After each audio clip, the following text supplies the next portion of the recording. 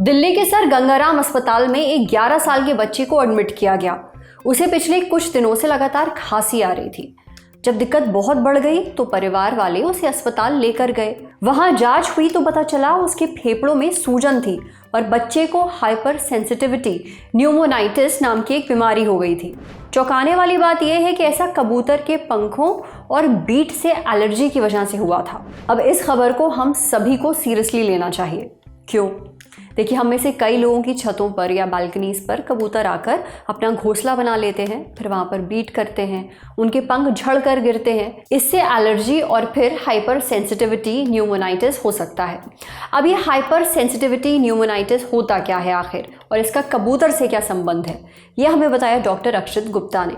Doctor अक्षत बताते हैं कि हाइपर सेंसिटिविटी न्यूमोनाइटिस में एलर्जी की वजह से हमारे फेफड़ों में सूजन आ सकती है, वो जख्मी हो जाते हैं और मरीज का सांस लेना एकदम मुश्किल हो जाता है। अडल्ट्स में ऐसा होना बहुत आम है, हालांकि बच्चों में कम मामले ही सामने आते हैं। अब जहाँ तक रही बात कबूतर की, तो कबूतर की बीट और पंखों में कई तरह के एंटीजेंस होते हैं। एंटीजेंस वो चीज़ें हैं जो हमारे इम्यून सिस्टम को प्रेरित करते हैं और आमतौर पर इन्फेक्शंस में इम्यून सिस्टम का एक्टिव होना हमारे लिए फ़ायदेमंद भी होता है। लेकिन कई बार कुछ बीमारियों में ये नुकसानदेह भी हो जाता है, क्योंकि शरीर की इम्यूनिटी अपनी ही दुश्मन बन जाती है। जब हम बीट या पंखों के संपर्क में आते हैं तो ये एंटीजन सांस से होते हुए फेफड़ों तक पहुंच जाते हैं। इससे फेफड़ों को नुकसान पहुंचता है। अगर समय पर इलाज ना मिले तो फेफड़े सिकुड़ने भी लगते हैं और कई बार तो लंग ट्रांसप्लांट भी कराना पड़ता है।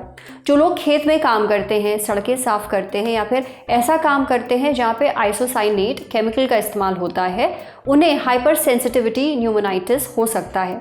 ये मुर्गी और तोते से भी हो सकता है। अब अस्थमा के मरीजों को खास ध्यान रखने की ज़रूरत है। दरअसल जब लोगों को सांस लेने में परेशानी होती है तो इसे अस्थमा से जोड़कर देखते हैं, लेकिन कई बार ये कबूतरों को दाना खिलाने या उनकी बीट पंख के संपर्क में रहने से भी हो सकता है।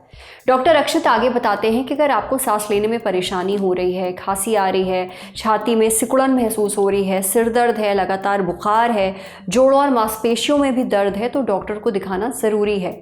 ये भी ज़रूरी है कि आप घर के आंगन, बालकनी या छत पर कबूतरों को दाना ना खिलाएं। पब्लिक प्लेसेस में खुली हवा में दाना डालकर तुरंत वहां से वापस लौट जाएं। जब भी दाना डालने जाएं तो मास्क लगाकर जाएं और हमेशा मास्क और ग्लव्स पहनकर ही कबूतर की बीट और पंखों को साफ करें। समझे